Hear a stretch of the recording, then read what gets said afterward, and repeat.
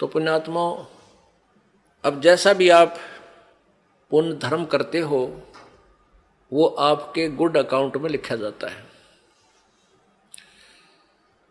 जब तक आप परम संत पूर्ण परमात्मा की शरण में नहीं आते तब तक आपके जो पुण्य डिपॉजिट भी होते हैं वो भी काल यहीं बर्बाद करवा देता है। आज जैसे द्रौपदी के ऊपर यह तो आपत्ति टल गई और फिर केवरानमटी हुई, हिमालय में जाकर गड़ गए, राज्य भी गया, कुछ नहीं रहा, फिर नरक में डाल दिए गए। अब हमने यहां केवल इतना ही लेना है कि आप यहां परमात्मा के चरणों में आए हो, आपका प्रथम उद्देश्य ये हो कि मेरा जन्म मृत्यु का रोग कटे, क्योंकि आप जी ने असंख्य जन्म हो गए यहां जन्मते और मरते को। कभी राजा भी रहे, कभी आप रानी भी रहे और फिर भिखारी बनकर भी घूमते रहे। अब कहीं पर भी आपको स्थायी स्थान नहीं मिला। जैसे आपने पुण्य किए तो आप स्वर्ग चले गए।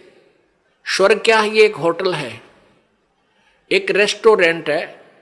जैसे कुल्लू और मनाली, शिमला गर्मियों के दिनों में साहूकार लोग 10-20 हजार 50 हजार रुपये ले जाते हैं और 1 महीना 2 महीने वहां होटल में कमरा किराए पर लेकर और वहां रहते हैं, ठाठ करते हैं, घूमते हैं, फिरते हैं। बड़ी ठंडा मौसम होता है, हिली स्टेशन है और लेकिन वो पैसे जेब से उन्हीं के लग रहे हैं, होटल का किराया, खाने का खर्चा।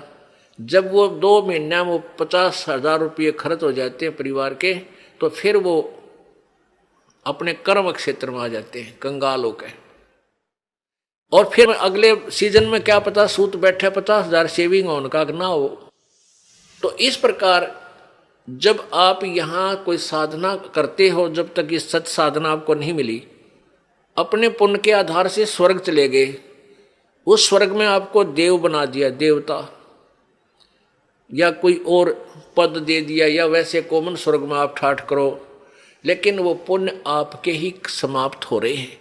जिस दिन आपकी पुण्य पूंजी समाप्त हो जाएगी उसी दिन आपको वहां से, जैसे यहां से मार दिया जाता है वहां भी आपको मार दिया जाएगा। अचानक मृत्यु होगी, तुरंत नरक में, फिर नरक में डाले जाओगे। तो इस झंझट से पीछा छुटवाने के लिए आपको ये परमेश्वर कबीर जी की शरण लेनी पड़ेगी। और इन नकली कबीर पंथियों संतों से भी आपका काम नहीं चलेगा, क्योंकि उनके पास यथार्थ भक्ति विधि नहीं है, परमात्मा का यथार्थ ज्ञान नहीं है। तो पूर्ण संत से, और जिसके पास वो मोक्ष जड़ी हो, वो मंत्र है सतनाम और सारनाम, वही आपको इस जन्म और मृत्यु के झंझट से छुटा सकता है। तो वो जड़ी इस दास को परमात्मा ने दे रखी है। आप अब शिक्षित समाज है, पढ़ा लिखा एजुकेटेड जो है ना पूरा समाज हो गया है, बहन बेटी भाई।